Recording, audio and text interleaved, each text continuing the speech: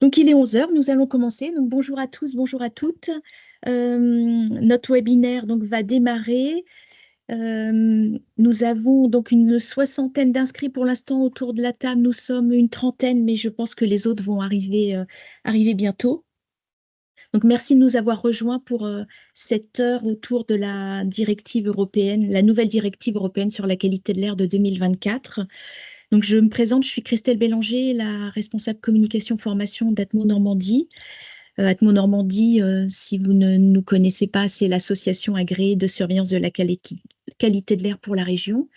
Et donc, je suis heureuse d'animer ce webinaire. Et pour ce webinaire, je vais être entourée de trois intervenants que vous devez voir, je pense, à l'écran. Est-ce que, Christophe, tu pourrais lancer le diaporama, s'il te plaît? Alors, tout de suite, Merci. vous allez me dire si c'est le bon écran qui est partagé. Oui, c'est bon. C'est bon pour C'est vous? parfait. OK. Oui, oui. Donc, ce webinaire va traiter de la nouvelle directive européenne sur la qualité de l'air de 2024. Et donc, pour cela, je serai entourée de trois intervenants qui vont vous parler de cette nouvelle directive et de l'impact qu'elle va avoir en Normandie. Donc, pour la première partie sur la qualité de l'air et ses impacts, c'est Christophe Legrand que vous venez d'entendre, le directeur de l'Observatoire d'Atmo Normandie, qui interviendra. Ensuite, c'est Lassane Sabri, chargé de mission air à la DREAL Normandie, qui nous présentera cette nouvelle législation. Ensuite, Christophe reprendra la parole pour parler de l'impact que cette nouvelle directive va avoir sur les territoires normands. Et nous terminerons avec Nicolas Lepelé, le directeur développement de l'activité et des partenariats d'Atmo Normandie, qui nous présentera les solutions existantes. Donc Christophe, alors pardon, avant que Christophe prenne la parole, je voulais juste vous dire quelques points sur le fonctionnement de notre webinaire. Donc nous allons prendre une ou deux questions après chaque partie. Pour poser vos questions, vous devez utiliser la fonction Q&R. N'utilisez pas les autres fonctionnalités parce qu'elles ne seront pas utiles. Et puis, nous finirons le webinaire en traitant les questions qui resteront.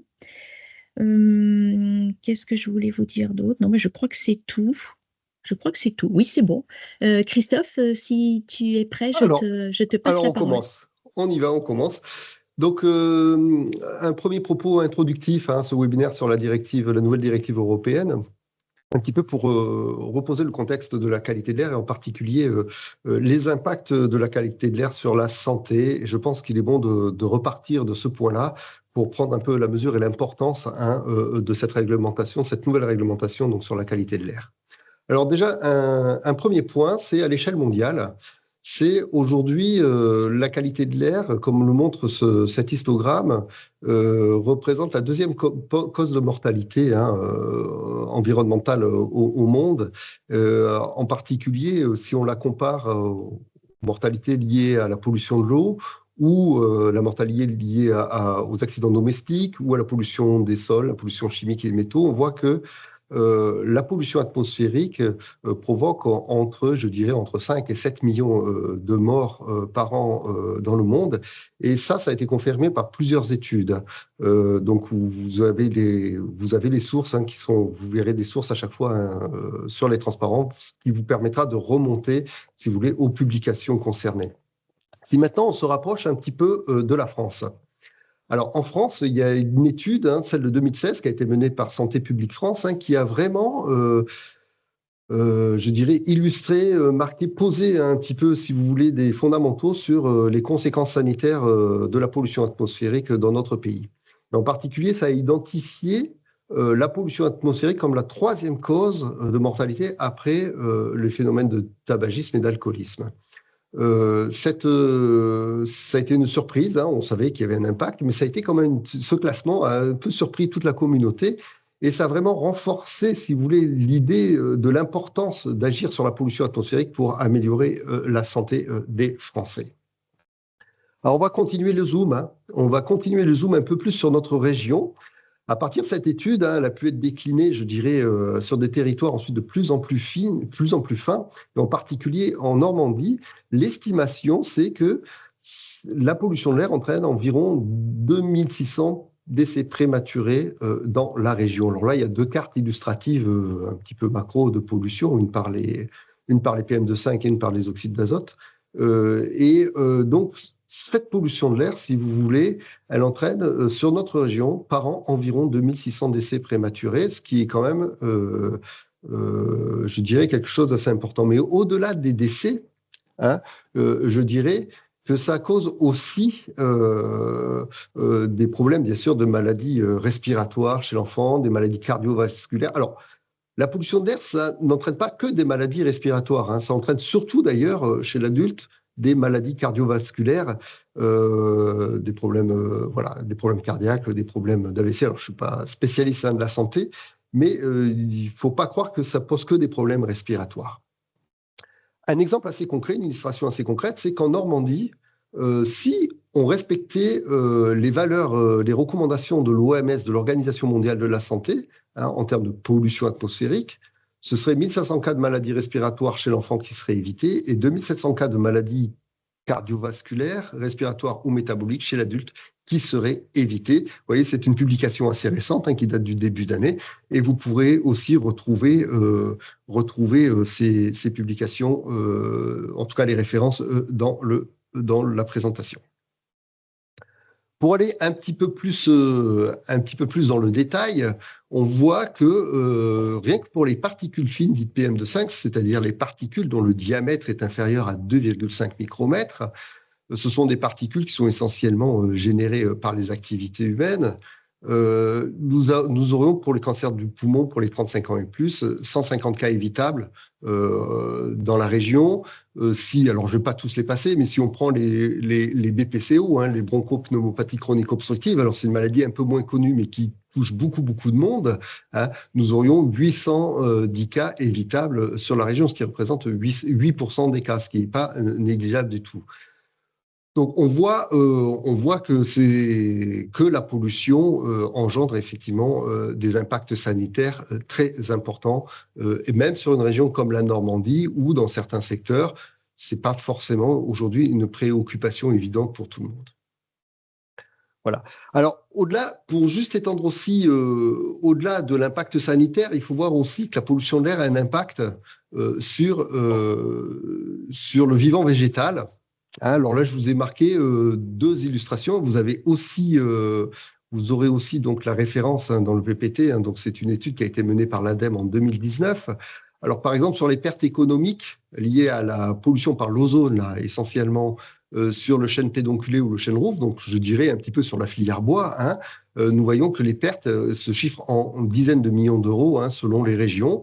Et aussi, vous avez sur le graphique de droite, les pertes économiques pour la culture du blé. Et on voit que la Normandie est aussi concernée par rapport à l'impact de la pollution atmosphérique sur la culture du blé.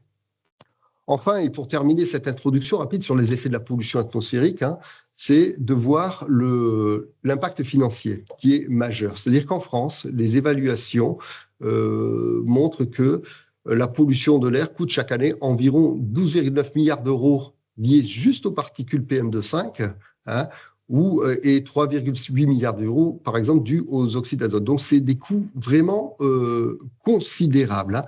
Et ces coûts-là pourraient être réduits si on respectait les seuils de l'OMS, de l'Organisation mondiale de la santé. Voilà pour cette courte introduction. J'avais 5 minutes pour vous présenter un petit peu les enjeux de la pollution de l'air en termes sanitaires et en termes d'impact économique. Et nous allons maintenant prendre quelques questions si vous avez très rapidement avant de passer à la présentation de l'ADREAL. Alors pour l'instant, je n'ai pas de questions dans le chat.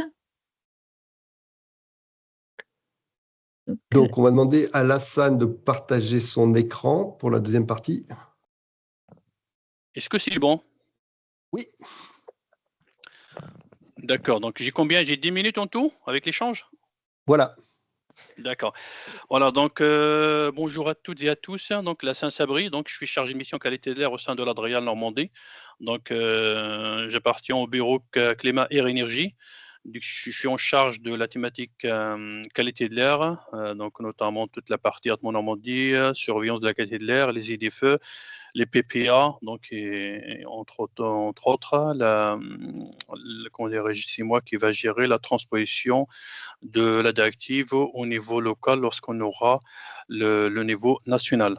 Voilà, donc juste en préambule, donc la présentation actuelle n'a pas la prétention de faire de vous des experts de la nouvelle directive, mais au moins de vous tracer les dispositions principales qu'introduit la nouvelle directive européenne qui a été adoptée avant la fin de 2024. Vous voyez, c'est bon? Ça passe? Oui. D'accord. Donc, cette frise temporelle nous explique, nous montre en fait que l'adoption, il a abouti au bout d'un trilogue en fait entre la Commission et le Parlement et le Conseil, qui a duré presque 2 ans. Donc, ça a commencé depuis octobre 2022 pour aboutir à une adoption et un vote au niveau du Parlement en septembre, suivi de l'adoption par le Conseil un mois après, pour aboutir à une publication sur le journal officiel en novembre. Donc, les États membres ont, on va dire, ont 2 ans pour transposer la directive dans leur droit national. Donc, avant le 11 décembre 2026, le lendemain, il y aura l'abrogation de l'actuelle directive de 2008. Voilà, donc si on doit rentrer un peu plus dans le détail des dispositions de la directive introduite, premièrement, bien sûr, la concentration, les valeurs limites, ce qu'on appelle les valeurs limites réglementaires qui s'appliquent sur certains polluants atmosphériques. Notamment, nous avons en tête les 3 classiques ou les 4 classiques que nous avons, les oxydes d'azote, les particules fines, que ce soit de 10 ou de 2,5, et également l'ozone. Donc la directive introduit une baisse drastique qu'on va voir dans les slides après sur chacun des polluants concernés. Par ailleurs, la directive européenne introduit également une amélioration de l'évaluation et de la surveillance de la qualité de l'air à travers notamment la notion des supersites qui va être élargie à l'échelle européenne et également à l'échelle nationale. Et il y aura également l'introduction de la modélisation. Actuellement, on est basé sur le relevé, on va dire, physique de chaque station qui sont extrapolés à l'espace territorial. Dorénavant, nous allons avoir un recours, on va dire, massif à la modélisation. Les points techniques, je pense, que feront l'objet d'une présentation un peu plus poussée par Atmo Normandie. Alors, donc, le plus gros, en fait, qui nous attend dans l'espace temporel qui sépare l'adoption, la transposition, c'est-à-dire 2026, jusqu'à l'application des valeurs limites, c'est-à-dire 2030.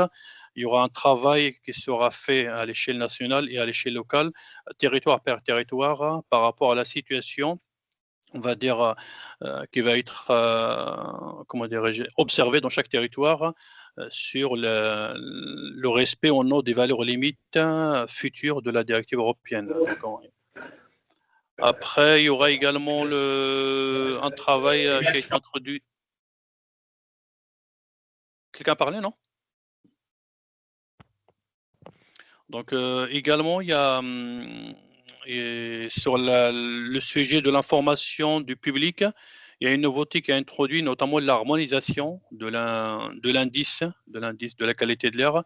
Actuellement, chaque État membre fait son indice pour l'information, ce qu'on voit habituellement sur France 3, sur l'indice de la qualité de l'air. Dorénavant, il y aura une harmonisation de cet indice. Par ailleurs, ça c'est une nouveauté également sur le droit d'accès à la justice et l'indemnisation en cas d'atteinte à la santé humaine. Voilà, donc sur le premier point lié aux valeurs limites ou les valeurs cibles des polluants atmosphériques, là j'en ai dressé que les trois, on va dire, habituels qu'on retrouve toujours dans les discussions habituelles, notamment les oxydes d'azote, les PM2,5 et le PM10. On voit bien sur ces histogrammes qu'on va baisser drastiquement de moitié les valeurs limites de concentration liées à ces trois polluants. Donc l'objectif étant bien sûr de la directive, c'est d'atteindre les valeurs de l'OMS à l'horizon de 2050. Donc si on doit regarder le tableau en total, je ne sais pas si vous arrivez à voir clairement le tableau, mais on voit, on va dire, les polluants caractéristiques de la pollution atmosphérique, en plus de l'ozone bien sûr, et également les métaux lourds, sachant qu'actuellement nous avons des valeurs cibles, mais après l'objectif sur les 5 derniers, les métaux, c'est à l'horizon de 2030, ils vont devenir des valeurs limites, c'est plus des valeurs cibles. Donc ça, c'est sur la partie, à chaque fois, donc j'ai pas rappelé. Donc si on doit revenir plus en détail sur la directive européenne, je vous ai mis on va dire un petit indicateur pour rechercher l'information plus en détail. L'article qui traite du sujet, notamment l'article 13 qui traite des valeurs limites ou des valeurs cibles des polluants atmosphériques. Donc j'ai dit par rapport aux concentrations, il y a également la notion ah oui, donc je reviens juste avant d'atteindre l'échelon national, il a fait une simulation en fait, de dire grosso modo qu'est-ce qui se passera en 2030 si les valeurs limites s'appliquent dès demain ou bien dès aujourd'hui. Actuellement, étant donné qu'on a toujours un an de retard sur les données, le LSSQA, il a fait une simulation sur la base de 2023, les données 2023, étant donné que les données 2024 vont être approuvées à l'été 2025 par le LSSQA et par le ministère. Donc actuellement, sur les polluants classiques, c'est-à-dire les oxydes d'azote et les PM10 et 2,5, nous avons 3 ou 4, on va dire, zones administratives de surveillance qui sont en dépassement. Donc les classiques Paris, bien sûr, et Lyon, pour les parties NO2.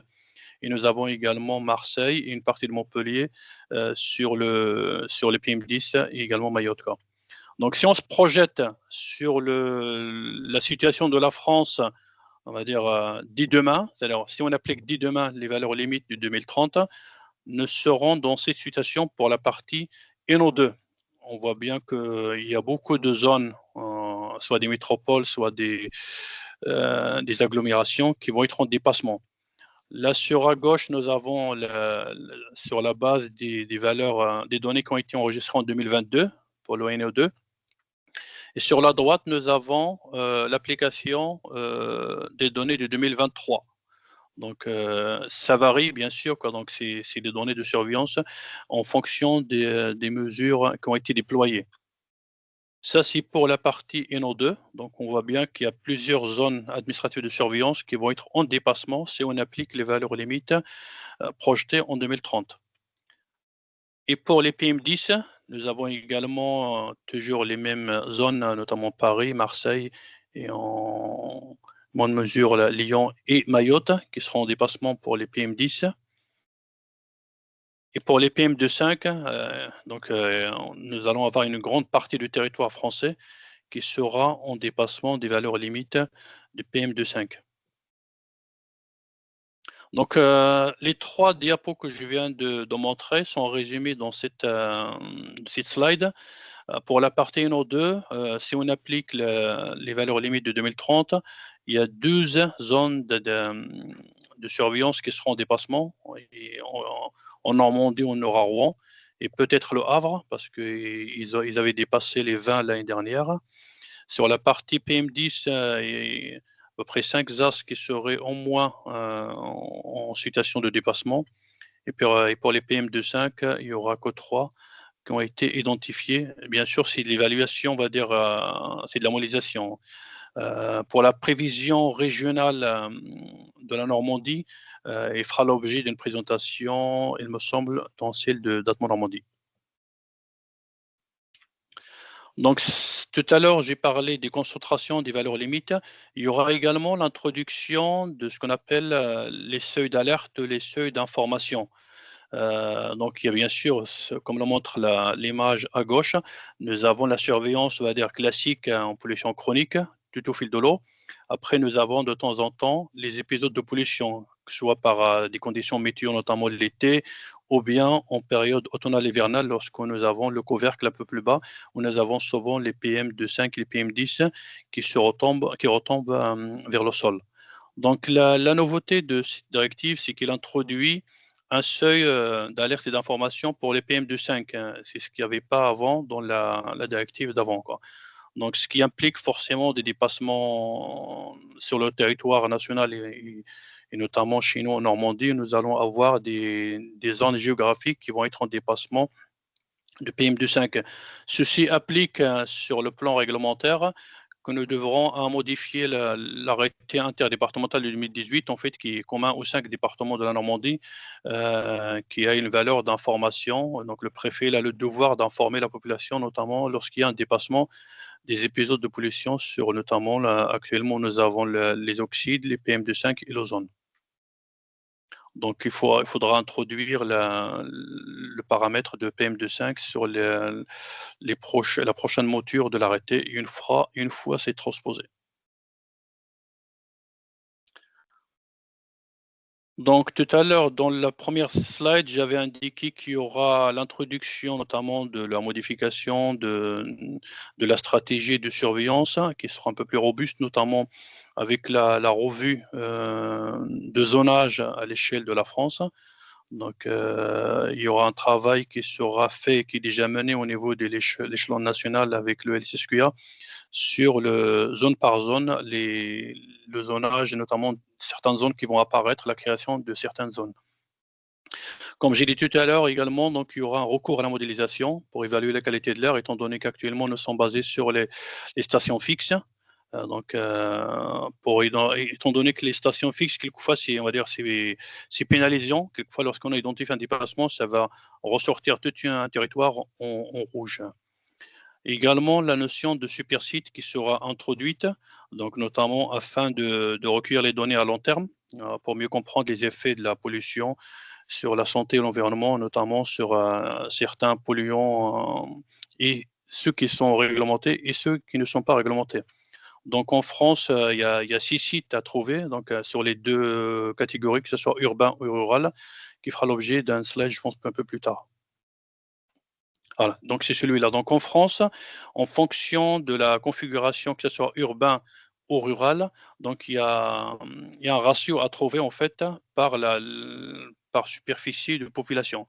Donc en France, la directive, avec le calcul, il nous faudra installer 7 sites urbains en France. Actuellement, le ministère avec le SSQ, ils ont déjà identifié 5 sites, donc que ce soit en Île-de-France, bien sûr, les Hauts-de-France, l'Occitanie, l'Ora et le PACA.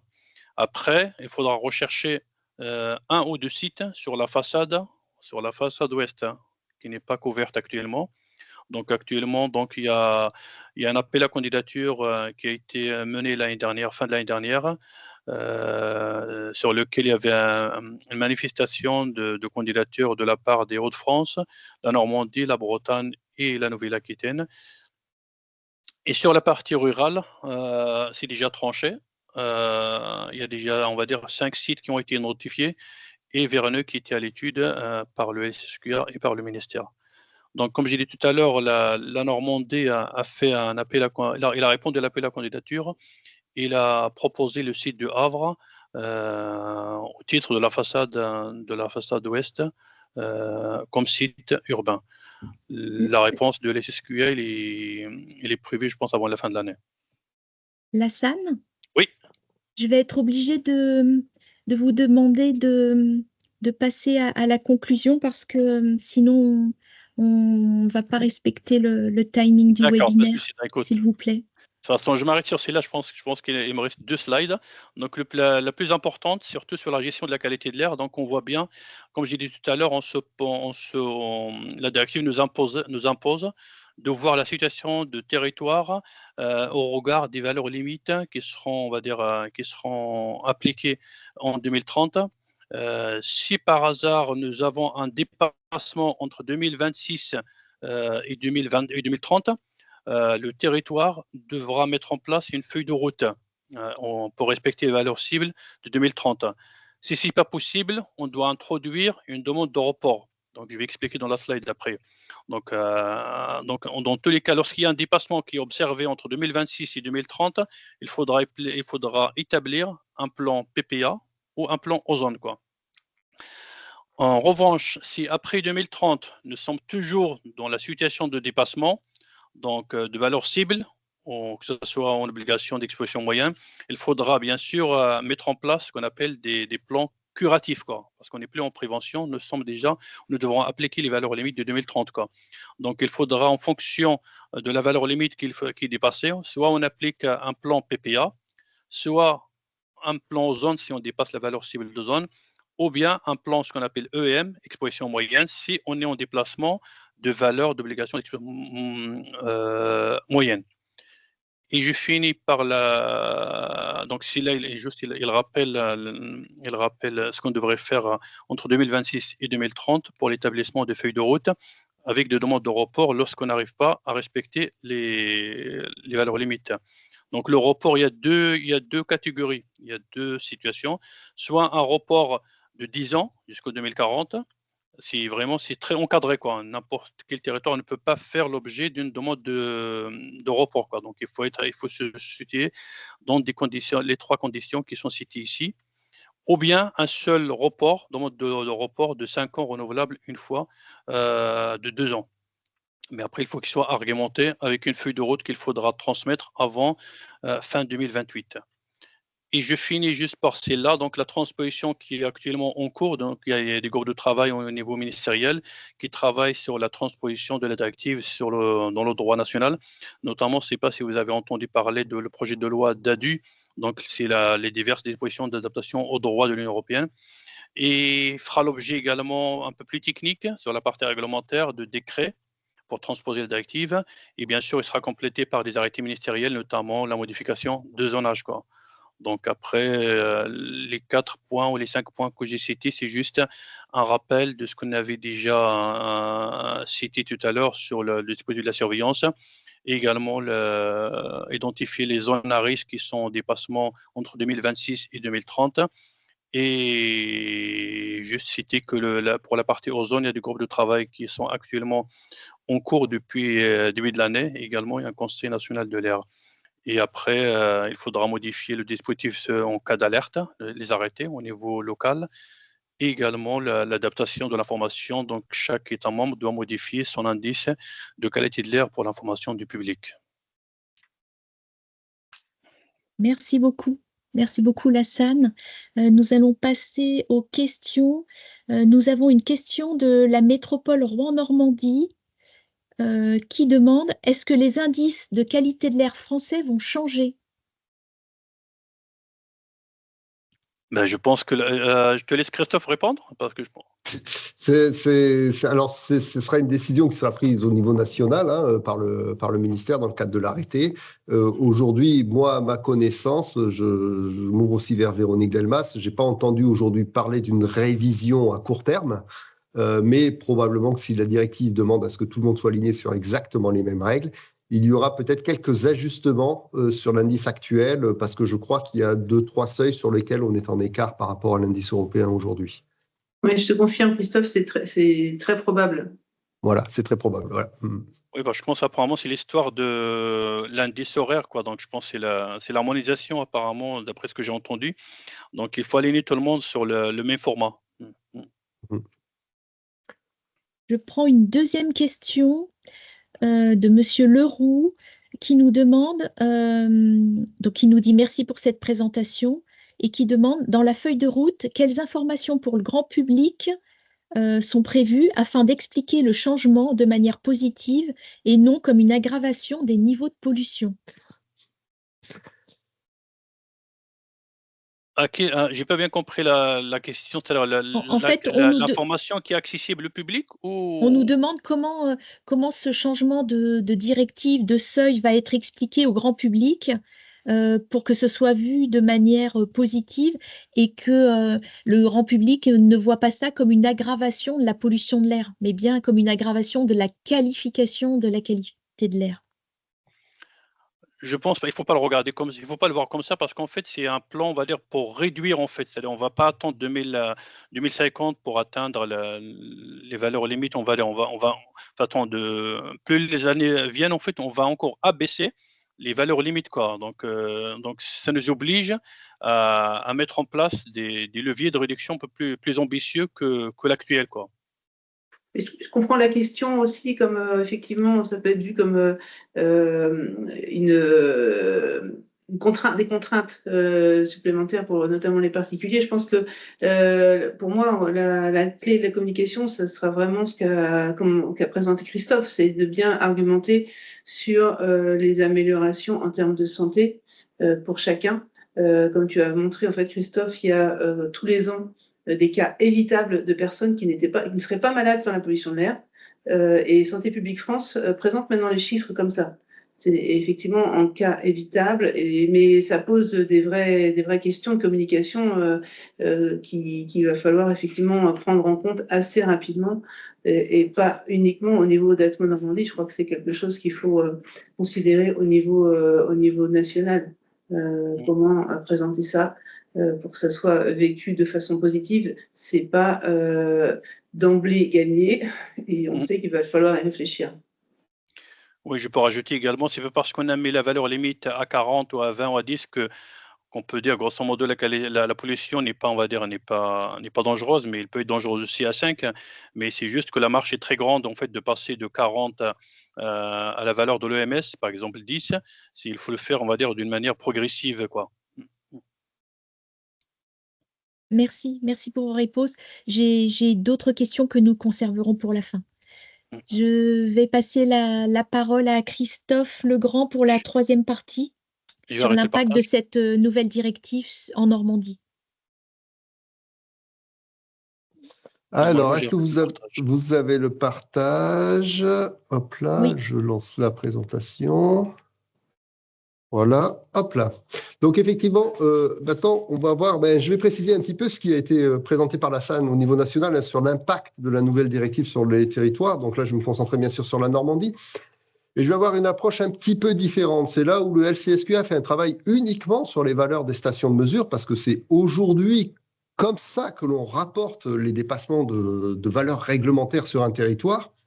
Demain, la modélisation sera aussi utilisée. Donc, moi, je vais dès aujourd'hui l'inclure aussi pour vraiment montrer ce que ça va donner sur le territoire normand. Alors, deux choses vraiment qui vont avoir un impact. C'est bien sûr l'abaissement des seuils réglementaires. On se doute bien que ces abaissements de seuils vont avoir un impact majeur sur la qualification de la qualité de l'air sur les territoires, mais aussi la prise en compte donc, de la modélisation va faire que la SAN a dit qu'effectivement, des fois, une station dépasse, mais pas tout le territoire dépasse. Oui, mais aussi des fois, une station ne dépasse pas, mais à notre point du territoire, on peut montrer qu'il dépasse par la modélisation. D'accord ? Et cette valeur de dépassant, demain, elle sera prise en compte. Donc, je l'inclus dès aujourd'hui sur les résultats donc, de la surveillance, nous qui inclut aussi les données 2024 pour le coup, parce qu'on les a bien sûr à disposition au niveau d'Atmo Normandie pour la Normandie. Alors tout d'abord, je reviens juste un petit mot très rapide sur comment est organisée, je dirais administrativement, la surveillance de la qualité de l'air. En Normandie, on a 4 zones administratives de surveillance. Voilà, c'est des zones définies dans le cadre d'un arrêté. Il y en a 4. Il y a celle autour de Caen-la-Mer, un peu plus large que Caen-la-Mer, parce qu'elle inclut en particulier toutes les communes sur lesquelles il y a le périph' de Caen qui passe. Et il y a une ou deux communes qui ne font pas partie de Caen-la-Mer. Donc, il y a tout un territoire, Le Havre, Port-Jérôme, donc en fait, toute la situation industrielle de la baie de Seine qui est prise dans une même zone. Il y a une grosse agglomération autour de Rouen, pareil, qui inclut d'autres communes, parce que certains actes structurants de la zone rouennaise sont pas dans la MRN. Donc voilà, la zone administrative, elle est un peu plus grande pour le prendre en compte. Et enfin, la 4e zone, c'est tout le reste du territoire normand. Voilà. une station dépasse dans une de ces zones, la zone dépasse. D'accord? Voilà comment ça se passe. Donc aujourd'hui, avec les valeurs limites de 2008, c'est-à-dire celles qui sont actuellement applicables et celles qui ont été définies dans la directive de 2008, hein, si on regarde l'état pour chacune des valeurs limites du territoire pour les 4 zones, on voit que tout est vert. Aujourd'hui, nous n'avons plus de dépassement de valeurs limites avec les règles d'évaluation actuellement en place sur le territoire. Donc, bien sûr, qu'en est-il une fois qu'on applique les seuils de la directive 2024 et les modalités de surveillance de la directive 2024? Eh bien, on voit qu'avec les données actuellement disponibles, eh bien, on s'aperçoit que toutes les zones sont en dépassement d'une ou plusieurs valeurs limites ou valeurs cibles, hein, parce que pour l'ozone, ce sont des valeurs cibles. Donc, on voit voilà, un changement massif de la qualification de la qualité de l'air sur les territoires. C'est-à-dire, grosso modo, hein, d'une carte toute verte, on va passer à une carte toute rouge si on se base effectivement sur les nouveaux seuils européens et la prise en compte de la modélisation pour faire l'évaluation des territoires. Alors, qu'est-ce qui va justifier un petit peu cette prévision? Attention, c'est des données, c'est des données réelles, c'est des données 2020, 2021, 2022, 2023, 2024, parce qu'il faut évaluer ces dépassements de seuil sur 5 années. Hein. Donc ça, c'est bon, c'est de la méthode un petit peu.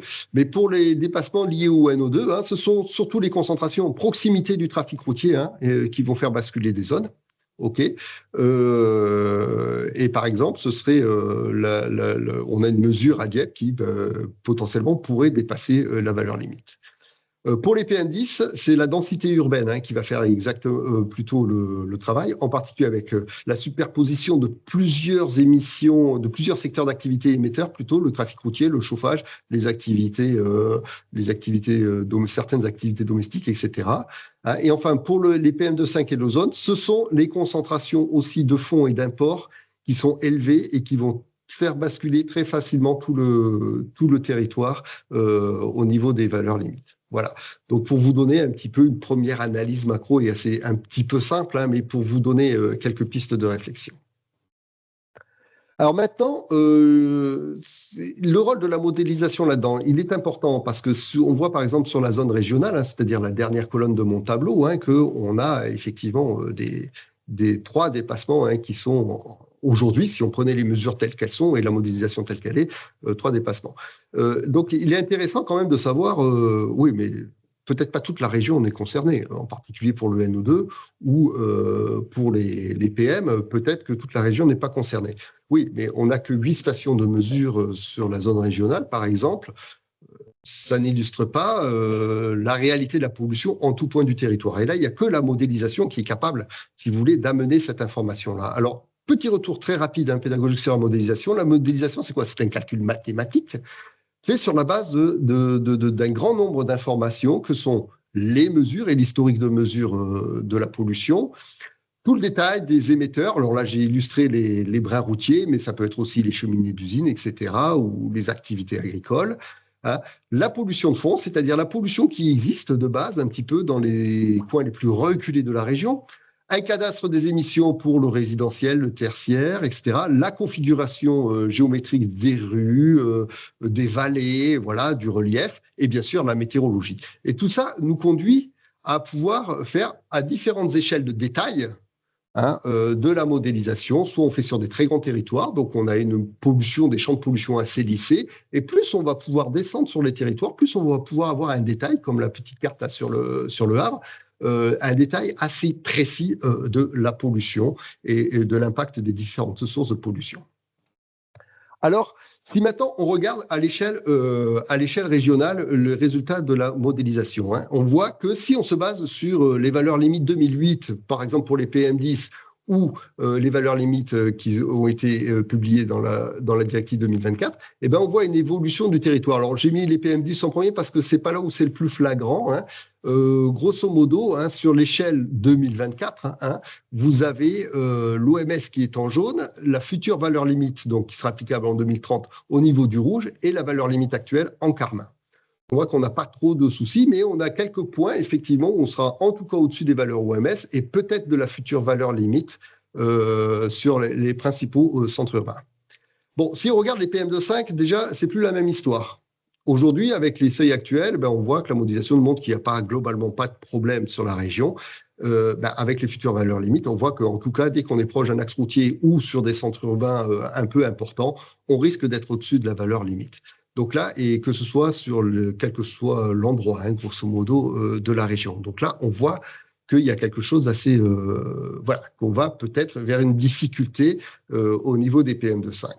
Et enfin, si on regarde les oxydes d'azote, et bien là, on s'aperçoit aussi que on voit le rouge qui apparaît sur la carte 2024. Donc, c'est toutes les zones qui seront potentiellement en dépassement de valeurs limites liées aux oxydes d'azote. Donc, on voit que, bon, on voit déjà l'importance de la source routière, bien sûr, mais que ça peut aussi concerner des zones qui sont dans la zone administrative de surveillance régionale, rurale de la région.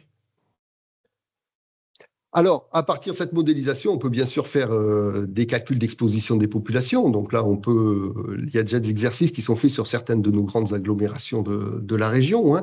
Là, alors je vais très vite et je vais prendre la carte du haut pour Caen-la-Mer, et puis vous pourrez regarder les résultats pour les autres agglos, et on aura bientôt ce type de résultats-là pour l'ensemble de la région. Donc, on voit que pour la valeur limite de protection de la santé pour le NO2, au niveau de la valeur limite 2008, donc les 40 microgrammes de la première ligne que vous avez ici, il n'y a personne qui est exposé au-dessus aujourd'hui.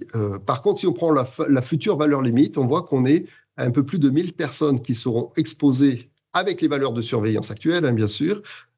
Et si on prend la recommandation de l'OMS, on voit qu'il y a pratiquement 140 000 personnes, donc c'est-à-dire à peu près plus de la moitié de la population de l'agglomération qui est concernée par un dépassement des valeurs guides OMS.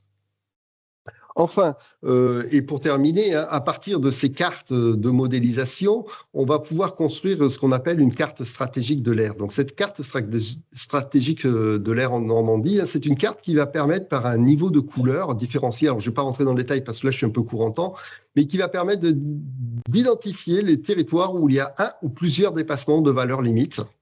Et aujourd'hui, cette carte n'est capable que de prendre les valeurs limites annuelles. Mais bientôt, elle pourra prendre les valeurs limites journalières et horaires en compte. Voilà, donc ça permet d'identifier les territoires sur lesquels, actuellement, on a des dépassements de valeurs limites de 2024 qui sont applicables en 2030 et les valeurs limites 2008 qui peuvent être illustrées avec des couleurs beaucoup plus entre le rouge carmin et le marron. Alors, si on regarde 3 zooms, ici, vous avez ici la valeur stratégique de la carte stratégique de l'air sur Rouen, où on voit effectivement qu'il peut y avoir des dépassements de plusieurs polluants, des dépassements de valeur limite. Ici, vous avez une petite ville, une ville de taille moyenne de la région, la Évreux. Donc, en situation de proximité automobile, on peut avoir des futurs dépassements de la valeur limite. Et enfin, ici, un point routier en zone plus rurale, c'est-à-dire c'est à Pont-l'Évêque, au niveau de la 13, on voit que là, on peut avoir potentiellement autour de Pont-l'Évêque des difficultés. Donc la modélisation, elle va nous permettre d'identifier sur les territoires quels sont les lieux et donc quelles sont les sources et quelles sont les activités qui sont génératrices des dépassements de valeur limite et qui permettra aussi de mieux cibler l'action plutôt que d'avoir juste, voilà, la zone est en dépassement, toute la carte est en rouge et on ne sait pas trop de quoi il en retourne. Avec ces outils-là, on pourra mieux cibler les plans d'action et mieux connaître quelles sont les causes des dépassements de valeur limite sur les territoires. Voilà, si vous avez des questions. Oui, Christophe, nous avons une question de la métropole Rouen-Normandie qui nous dit « Pourriez-vous nous expliquer comment va être mesuré le paramètre ozone-végétation » Alors, le paramètre ozone-végétation se mesure pas en ville. Voilà, c'est un paramètre qui doit être mis sur des stations plus rurales, je dirais. Voilà, et il est mesuré par nos stations et par nos analyseurs, et il est rapporté chaque année. Alors, je ne sais pas si j'ai répondu à la question là pour le coup, parce que je ne vois pas trop où est l'interrogation derrière la question, mais voilà, aujourd'hui, c'est plutôt mesuré sur des zones plutôt rurales, voilà, ce qui nous permet pour mieux cibler l'impact. Il faut savoir qu'en ville, le niveau d'ozone sont un petit peu plus faibles que dans les zones rurales. Pourquoi? Parce que les émissions automobiles ont tendance un petit peu sur le court terme à consommer de l'ozone, hein, ce qui fait qu'on a des concentrations qui peuvent être un petit peu plus faibles en ville. C'est pour ça qu'on préfère mesurer ce paramètre-là plutôt sur les zones rurales. Peut-être que tu peux dire que, par exemple, dans les stations, il y a Bure-en-Bray, où il y a la maison du parc.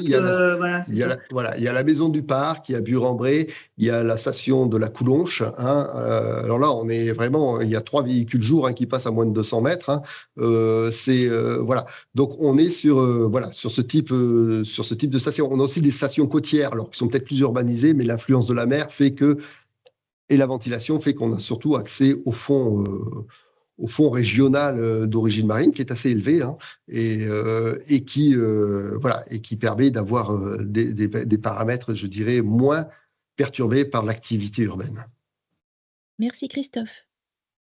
Je vais passer la parole à Nicolas qui va nous parler des solutions qui existent déjà. Nicolas, alors, si tu veux prendre la main. Merci, bonjour. Donc effectivement, une fois ce constat réalisé, la question est de savoir comment on peut agir sur notre territoire pour améliorer la qualité de l'air et identifier quels sont nos leviers d'action pour permettre donc de pouvoir respecter à terme cette nouvelle réglementation. Pour commencer, il faut connaître la situation de la qualité de l'air sur votre territoire. Et pour ce faire, donc Atmo Normandie produit des indicateurs territoriaux qui s'appuient sur nos outils de surveillance, les stations de mesure, les outils de modélisation, l'inventaire des émissions. Et donc, ce travail, c'est ce qu'on appelle l'étape de diagnostic de la qualité de l'air. Et pour y répondre, aujourd'hui, on produit donc pour les membres de l'association donc des fiches territoriales qui regroupent ces différents indicateurs et qu'on remet à jour chaque année. Donc, ça va être le bilan de l'indice Atmo sur l'année, le bilan des épisodes de pollution, le bilan réglementaire avec les cartes donc de dépassement ou l'évolution des polluants, et également un point sur l'inventaire des émissions qui permet d'identifier sur votre territoire quelles sont les différentes sources qui vont avoir un enjeu majeur sur sur les différents polluants que l'on suit. Et donc effectivement, comme le montre Christophe, là donc sur la diapo suivante, un des paramètres importants, c'est de s'appuyer sur les cartographies qu'il vous a présentées précédemment, qui sont aujourd'hui, donc c'est une nouveauté, ces cartographies donc à haute définition, donc qui descendent à une maille très fine à l'échelle de la rue, sont maintenant disponibles à l'échelle de la région, donc sur l'ensemble des EPCI de la région, et qui vont nous permettre de compléter nos fiches territoires pour justement pouvoir prendre en compte ces indicateurs d'exposition de population et de surface aussi exposée par rapport au seuil actuel et par rapport au futur seuil de la directive, qui vont permettre de vous situer et de voir quels seront donc les niveaux de pollution auxquels vous pourriez être exposé et les dépassements. Voilà. Et donc, une fois qu'on a fait ce diagnostic, eh bien, la question est de pouvoir après identifier les actions et mettre en place un plan d'action stratégique pour pouvoir agir pour améliorer la qualité de l'air. Donc, et vis-à-vis de cette réglementation, donc aujourd'hui, on a développé des outils pour répondre à ces questions, notamment donc l'outil principal qui a été développé correspond à une obligation aujourd'hui de certains territoires de la région Normandie d'intégrer le volet air dans les PCAET qui sont pour les EPCI qui sont concernés par le plan de protection de l'atmosphère de la vallée de Seine et aussi les agglomérations de plus de 100 000 habitants. Elles doivent prendre en compte cette dimension-là. Alors quand on parle de volet air, c'est pas uniquement les émissions de polluants, mais c'est aussi les concentrations. Et donc, on a développé, en collaboration avec nos homologues de d'autres régions françaises, des méthodologies qui vont permettre permettre, en complément déjà des actions évaluées sur les consommations énergétiques et sur les gaz à effet de serre, de pouvoir aussi évaluer l'impact donc des actions locales sur sur la qualité de l'air. Donc ça concerne aujourd'hui différents secteurs. Le secteur routier avec donc la quantification d'actions sur les mobilités, les offres partagées, sur la décarbonation donc des flottes de véhicules, que ce soit des véhicules particuliers ou des transports, des flottes de transport en commun, par exemple. Et il y a aussi des actions sur le volet résidentiel en lien avec les politiques d'économie d'énergie qui concernent les actions de rénovation énergétique des bâtiments, les politiques de remplacement donc des appareils par des appareils plus performants ou d'autres types de combustibles. Donc des actions aussi qui ont été développées, notamment que nous avons développées en collaboration avec la communauté d'agglomération de Cherbourg sur les autres transports, notamment sur l'émission de navires à quai. Donc là, ce sont des actions que nous avons pu quantifier en partenariat et qui aujourd'hui, du coup, seront déclinables sur d'autres territoires qui prévoient ce genre d'action également, et aussi sur les bonnes pratiques agricoles qui permettent notamment d'agir sur les particules et sur l'ammoniac. Et donc, concernant les polluants qui sont ciblés, donc c'est vrai qu'aujourd'hui, on vous parle essentiellement des fines particules, PM10, PM2,5 et des oxydes d'azote, mais il y a aussi d'autres polluants qui sont concernés et qui vont être pris en compte. Ça concerne donc le dioxyde de soufre, les composants organiques volatiles, l'ammoniac, et vu que effectivement notre inventaire permet de faire le lien entre les gaz à effet de serre et l'énergie, on peut prendre en compte cette dimension-là pour justement identifier lorsqu'il y a potentiellement des antagonismes entre une politique énergétique ou de réduction de gaz à effet de serre avec la pollution atmosphérique, c'est de pouvoir l'identifier et de voir comment effectivement à l'échelle du territoire, comment on peut gérer ces antagonismes. Donc, donc la méthodologie, si tu peux avancer, Christophe, la méthodologie sur laquelle on s'appuie sur cette méthode des PACA, c'est une méthodologie nationale qui a été définie dans le guide d'évaluation des politiques publiques, qui nous permet déjà dans un premier temps de pouvoir identifier avec les réglementations existantes comment vont évoluer les émissions de notre territoire. Christophe, si tu peux cliquer. Donc, aujourd'hui, sur la base de notre inventaire, identifie les émissions de 2005 jusqu'à 2021. Actuellement, donc, il y a une mise à jour de l'inventaire pour quantifier les émissions de 2023. Et grâce donc, aux données qui sont fournies par l'INERIS, nous sommes capables de pouvoir regarder comment vont évoluer les émissions de notre territoire à l'échelle de la Normandie jusqu'à l'échéance de 2030, en prenant compte déjà les réglementations actuelles sur l'évolution technologique des véhicules, les politiques énergétiques des bâtiments, ainsi de suite. Donc ça permet de voir déjà si effectivement par rapport au PREPA, le PREPA c'est le plan national de réduction des émissions des polluants en France, et bien de voir déjà par rapport à ces objectifs de réduction d'émissions, et bien comment se situe notre territoire, et en complément de ces actions réglementaires, et bien effectivement on peut donc dans le cadre des PCAET, des SCOT ou d'autres plans d'action réglementaires, eh bien, des actions locales sont mises en place et ces actions, derrière, donc, on va les quantifier et ce sont ces actions que l'on est capable de quantifier avec chacune des collectivités qui vont venir s'ajouter aux projections nationales pour justement voir eh bien, comment et donc, les politiques locales vont pouvoir agir donc, de manière qualitative sur les émissions de polluants. Donc, si tu peux cliquer, Christophe, merci. Donc, en fait, il y a deux approches. Il y a aujourd'hui donc des gains qui sont quantifiables à partir donc de ce que je viens de vous montrer. Et donc, ce travail, il est évolutif puisque donc dans chacun des territoires, les actions peuvent être différentes. Et lorsqu'on est capable de développer ces méthodologies, après, elles s'appliquent aux autres territoires. Et donc, on enrichit notre catalogue donc de cette manière-là. Et après, il y a aussi des actions qui ne sont pas forcément quantifiables et qu'on va plutôt faire une analyse qualitative pour permettre justement, en complément, pour identifier quelles sont les actions qui seront vertueuses également pour la qualité de l'air du territoire. Voilà.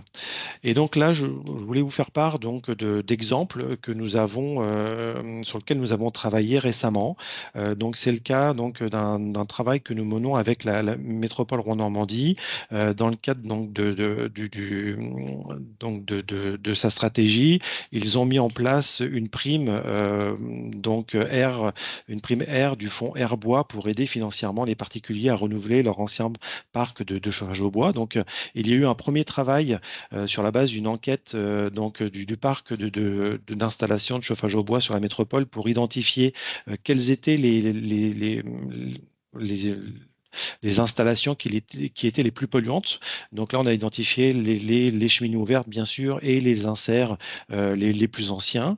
Sur la base donc, de cette analyse, la métropole a identifié le niveau d'aide qu'elle allait pouvoir apporter. Et ensuite, donc aujourd'hui, grâce donc, au financement donc, de ces aides et à des questionnaires qui sont associés, nous sommes capables de pouvoir identifier quels sont les gains qui sont générés par le remplacement de ces anciennes unités. Et en collaboration avec nos homologues de Hauts-de-France, nous avons proposé à la métropole de pouvoir donc développer une application qui permet en temps réel à l'agglomération de pouvoir disposer de cette information, de pouvoir le calculer en fonction des aides qui vont être soutenues par ce plan. Et donc cet outil, cette calculatrice nous permet donc de pouvoir de quantifier les gains obtenus par rapport à cette action vis-à-vis donc des différentes émissions du territoire, mais aussi de pouvoir les localiser géographiquement, c'est-à-dire qu'en fonction donc de la localisation des aides, on va être capable d'identifier là où les gains vont être les plus importants par rapport à cet exercice. Voilà. Et donc une autre nouveauté aussi que nous avons pu mettre en avant grâce aussi là à une collaboration avec nos homologues d'Airparif, puisque comme ce qu'on vous disait, c'est que là il y a une première analyse sur la base des émissions qui peuvent être gagnées donc sur le territoire par rapport à des actions qui sont menées localement.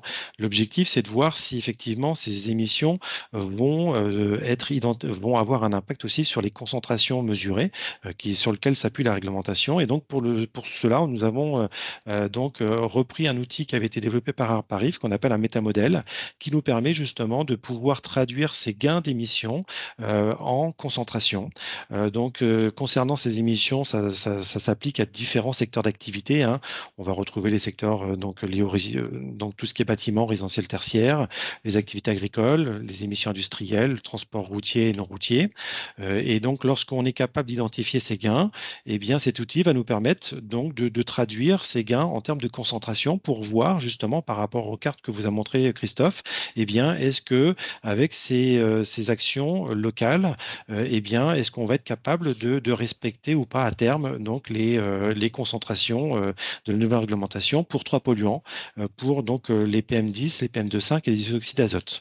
Et justement, en complément donc de cet outil-là, aujourd'hui, puisqu'il y a un enjeu fort pour l'ozone, actuellement, donc, il y a un travail qui est réalisé en partenariat avec l'Adréal dans le cadre donc c'est une action du PPA Vallée de Seine pour lequel l'objectif est de développer un outil qui permettra de la même manière que celui-ci de pouvoir évaluer aussi les actions locales sur l'évolution des concentrations d'ozone à l'échelle de la région. Donc ça, c'est un projet aussi qui est en cours et qui qui va se réaliser sur les 3 prochaines années. Et en termes donc de résultats, donc cet outil nous permet donc justement de pouvoir comparer à l'échelle donc d'un territoire, de pouvoir comparer et d'évaluer l'impact et les gains qui vont être occasionnés. Donc là, ce qu'on vous présente, c'est un exemple. Donc vous avez la première carte, c'est la situation concernant le NO2 sur le territoire de la métropole de Rouen par rapport donc aux valeurs mesurées en 2023. Après, donc, quand on prend en compte la réglementation, d'ici à 2030, on voit que déjà avec la réglementation actuelle, il va y avoir un gain sur les concentrations sur le territoire.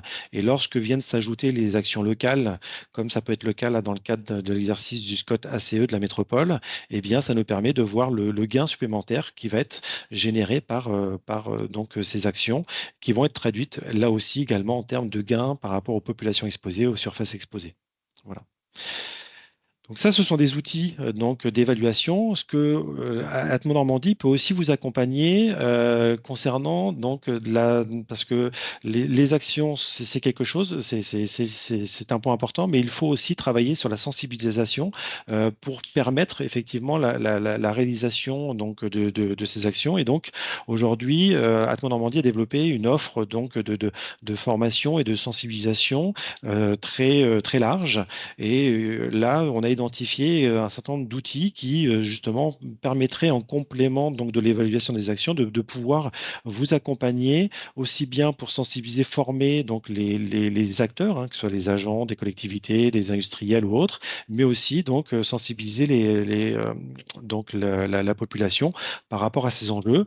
Donc là, on vous a cité quelques exemples. Christophe, si tu peux avancer.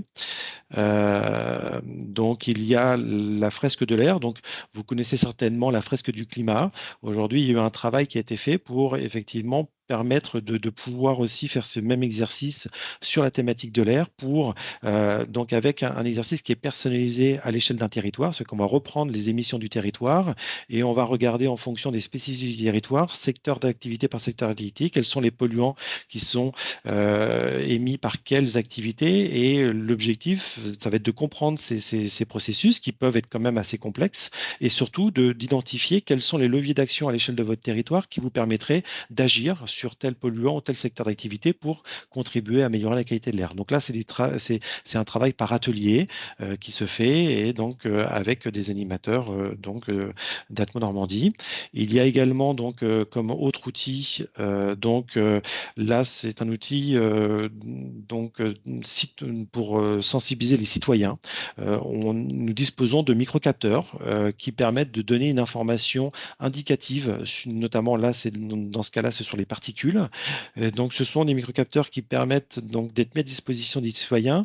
Et aujourd'hui, on se rend compte que pour une véritable prise en compte de comment peut agir un citoyen sur la qualité de l'air, c'est de se rendre compte par soi-même de ce qu'il peut être susceptible d'émettre, lui, par ses activités ou de ce à quoi il peut être exposé en fonction de ses déplacements, en fonction de son lieu de travail ou de son habitation. Et donc, cet outil qui est mis à disposition pendant 15 jours va leur permettre de se confronter à différentes situations et de pouvoir justement se rendre compte par soi-même à quoi ils sont exposés et comment ils peuvent agir pour faire en sorte de limiter leur exposition, que ce soit chez eux ou lors de leur déplacement. Et enfin, un dernier outil qui aussi permet justement d'évaluer, c'est avec des outils ce sont des quiz qui permettent de sensibiliser et de pouvoir aussi informer un petit peu de l'évolution par rapport à cette nouvelle réglementation, que ce soit des habitants, des agents ou des élus, des collectivités. Voilà donc un ensemble d'outils aujourd'hui qui sont au service des territoires, des acteurs et du territoire. Donc c'était orienté collectivité, mais ça aussi concerne les électeurs économiques, le monde agricole, pour justement faire en sorte, sur ces différentes cibles, de pouvoir agir pour réduire la qualité de l'air. Voilà. Merci Nicolas. J'ai une question pour toi de Madame Tardif. Les fiches territoires que tu as présentées au début de ta présentation concernent-elles tous les EPCI ou seulement les EPCI qui adhèrent à Atmo Normandie? Alors effectivement, aujourd'hui, c'est un travail c'est un travail spécifique qui est fait pour les territoires qui sont membres d'Atmo Normandie. Tout à fait. Sachant que, et ce qu'il faut savoir, c'est qu'il y a un certain nombre d'informations qui sont déjà disponibles donc, via notre site internet ou via notre plateforme Open Data, où aujourd'hui, donc, le bilan des indices Atmo, des épisodes de pollution, ce sont des données qui sont déjà disponibles et en ligne. Effectivement, ce travail de fiche territoire est un travail un peu plus spécifique de mise en forme et d'explication pour aller plus loin sur ce diagnostic. Merci Nicolas. Alors, j'ai plusieurs. On va passer maintenant aux questions que nous n'avons pas pu prendre au cours du webinaire. J'en ai une qui concerne la carte nationale qui a été présentée au début, la carte nationale sur les gains de vie attendus. Et la question est, est-ce que cette carte a été produite à l'échelle des EPCI ou à l'échelle de la Normandie? Je ne sais pas si Christophe ou Véronique, vous pourriez répondre sur ce point, ou sinon, nous répondrons ultérieurement. Alors, il s'agit de la carte publiée dans l'étude de 2016 de Santé publique France. Alors, juste, je la republie. Tac, tac, tac, je la remets si c'est bien celle-là. Voilà. Oui. Alors, cette carte-là, c'est une carte donc, qui donne les gains d'espérance de vie sans pollution, en comparant bien sûr sans pollution anthropique. Alors, je ne sais pas si elle a été déclinée à une échelle plus fine que celle que je vous présente là, sincèrement. Ce que je sais, c'est par contre sur les impacts, les impacts à la fois mortalité et morbidité sur les territoires. Effectivement, on a une déclinaison régionale qui est sortie et il me semble même, sous ton contrôle Véronique, qu'il y a même pour certaines EPCI eu des valeurs qui ont été dites, je crois que pour la métropole, il me semble que j'ai vu passer des résultats.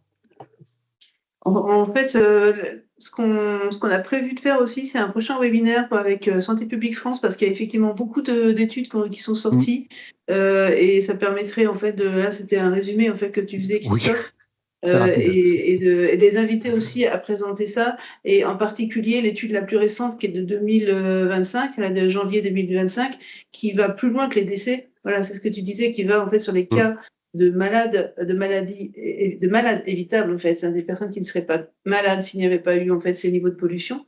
Donc vous voyez en fait le nombre de cas évitables. Et ça, je sais que ça a été effectivement, ça ce sont des chiffres normands, mais c'est pas décliné à ma connaissance au niveau de l'EPCI à ce stade. Merci. Une question de Madame Rousselet, plutôt pour Monsieur Sabri de l'Adréal. Quel est l'impact de la directive pour les entreprises? Votre micro est coupé, Lassane. Est-ce que vous nous entendez? Oui, je vous entends. Est-ce que vous avez entendu la question ou je la répète? Vous pouvez répéter, s'il vous plaît, désolé. On vous entend très mal. Je vais remettre le casque. C'est bon? C'est Vous mieux. m'entendez? Oui. C'est mieux. La question que ça s'adressait, ça concernait les industriels, c'est ce que j'ai bien compris, Oui, c'est ça, quel non? est l'impact de la nouvelle directive sur la qualité de l'air pour les entreprises? Actuellement, il n'y a pas de distinction faite sur la qualité de l'air par rapport à que ce soit les industriels ou bien enfin, d'une manière générale, les EPC, mais comment dirais-je, c'est surtout pour les industries qui sont notamment qui émettent, soit par exemple les polluants, notamment les industries de transport ou les industries, de manière générale, les industries qui sont réglementées déjà, ils sont, on va dire, ils sont contrôlés, notamment si je parle des ICPE. Mais d'une manière générale, les autres industries qui ne sont pas réglementées au titre de la qualité de l'air, ils vont être mis à contribution, notamment sur l'accompagnement vis-à-vis de l'abaissement des seuils, bien sûr.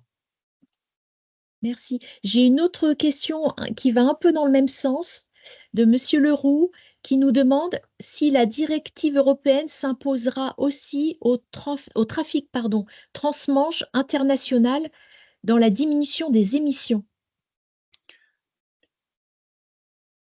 Transmanche, qu'est-ce que vous appelez transmanche? De toute façon, il est applicable à tous les pays en fait européens. Je ne pense pas que l'Angleterre peut-être fait partie de l'Europe, mais je pense de toute façon il y a la notion transfrontalier qui est prise en compte notamment la gestion de la qualité de l'air, notamment. Je pense que c'est là où j'y parlais, notamment lorsqu'il y a une configuration transfrontalière, il est pris en compte notamment dans une étude plus particulière, notamment dans le report, pour laisser le temps d'identifier l'apport de la pollution sur les territoires en question. Oui. Merci. Peut-être un petit complément sur cette question-là. En fait, la directive, elle ne va pas proposer d'action de réduction des émissions. Elle va dire surtout, si vous ne respectez pas, si vous n'êtes pas dans les clous, vous devez mettre en place les plans d'action, et c'est à la charge des États de définir les plans d'action et d'identifier, d'imposer, etc., quels sont les secteurs d'activité, quels sont les... Voilà, qui seront mis à contribution pour atteindre pour passer en dessous des seuils. Donc voilà, la directive en tant que telle, après lecture, elle propose pas, elle, d'action de réduction. Elle dit simplement que vous devez mettre, si vous n'êtes pas dans les clous, 3 plans en place, qui est soit un PPA, soit un plan zone, soit un plan de réduction des émissions moyennes. Voilà, voilà, c'est ça. Et c'est dans le cadre de ces plans-là, et après, c'est de la responsabilité des États de définir sur qui elles tapent, quoi. Et alors justement, pour compléter, Christophe, effectivement, cette déclinaison des actions, elle se traduira par le prépa. C'est le prépa qui va justement décliner quelles seront les orientations et les gains de réduction qui seront imposés à chacun des secteurs.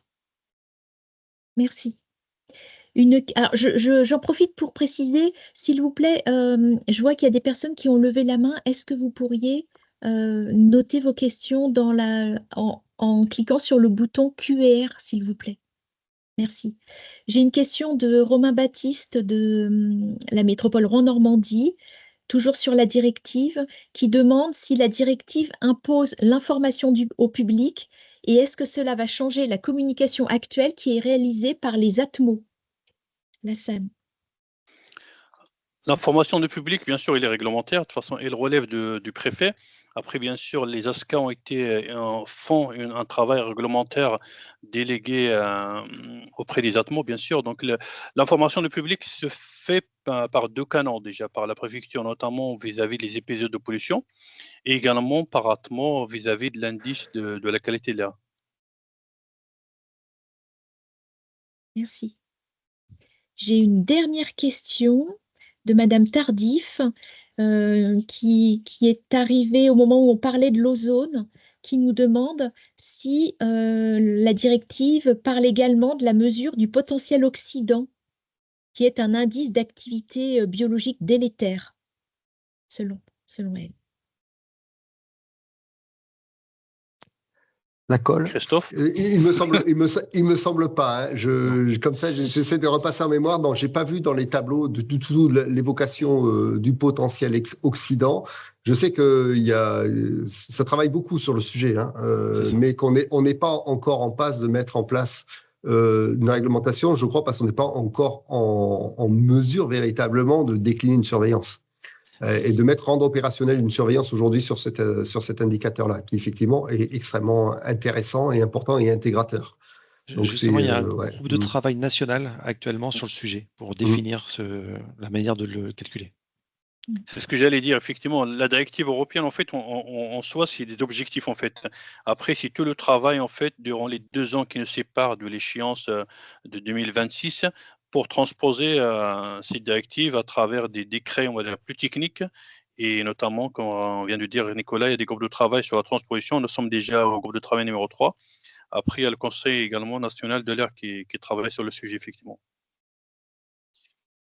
Merci beaucoup pour vos réponses. Nous arrivons au terme du webinaire. Alors, je vois une nouvelle question.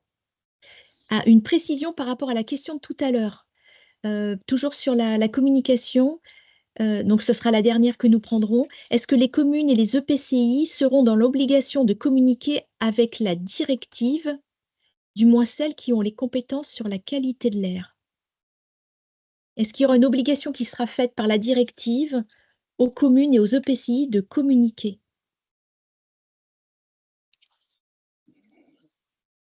Moi, j'ai pas vu ça en fait. Hein, mais moi, pareil, j'ai pas à ce stade-là, j'ai pas d'informations plus précises sur le sujet, quoi. Non, je crois pas que ça soit le cas, en tout cas, au niveau des textes qu'on a vu circuler. Ouais. Voilà, ce sera plutôt dans la transposition en droit français que peut-être des dispositions seront mises en place, mais dans la directive, comme ça, je ne lis rien sur cette obligation-là. Par contre, l'obligation de communiquer et que la communication soit efficace, elle y est. Voilà. Qu'est-ce que mettront encore une fois les États en place pour assurer cette communication? Là, aujourd'hui, c'est pas encore décidé. Très bien. Merci beaucoup. Merci à tous et à toutes pour votre participation. Merci à nos 3 intervenants pour la qualité de leur présentation. Je vous prie de nous excuser pour la difficulté que nous avons eue à nous connecter à un moment. Le webinaire était enregistré, donc nous vous transmettrons le replay du webinaire ainsi que la présentation dans quelques temps, de manière à ce que vous puissiez, si vous le souhaitez, nous poser de nouvelles questions. Je vous souhaite une bonne journée à tous et à bientôt. Merci, au revoir. Merci, à bientôt. Au revoir. Au revoir.